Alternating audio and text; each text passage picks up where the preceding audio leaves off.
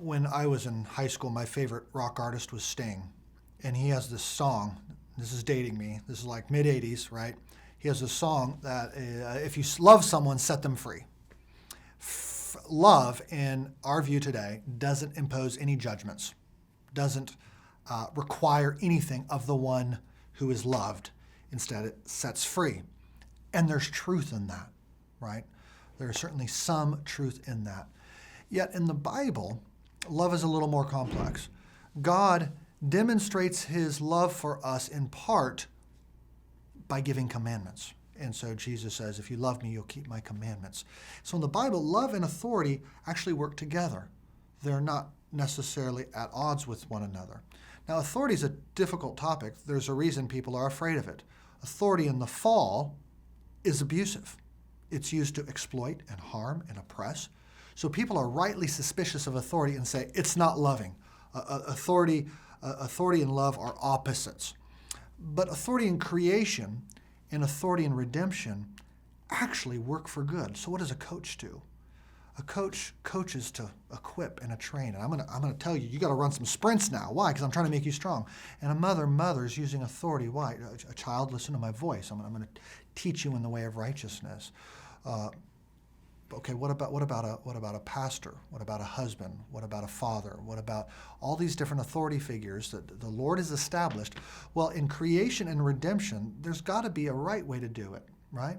A right way to exercise authority. And right authority authors. An authority authors, gives life, gives growth, like the mother mothering, the coach coaching, and the piano teacher teaching, right? Good authority authors, gives life. And that's what Christ came to do with his authority. What did he do? He said, I came not to be served, but to serve and to give my life as a ransom for many. In the context, he's I'm not going to lord it over you like the Gentiles. Jesus uses his authority by laying down his life, giving life, right? So authority in creation and redemption is actually a good thing.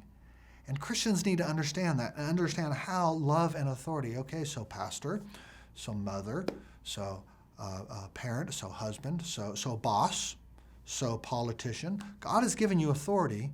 What does it mean to use it for the sake of love? What does it mean you're called to sacrifice? What does it mean you're to do to help build up and equip? And I think we look to the Bible, first and foremost, to understand how love and authority are to work together. But secondly, God has given us local churches. Local churches are to demonstrate what true love and authority should look like in their membership decisions and discipline decisions and in their preaching. The church is to be the place on planet Earth where the world discovers a little whiff, a taste, a reflection of how God uses his authority. He uses it for the purposes of love. Sometimes that's going to offend the world. Sometimes it's going to be attractive.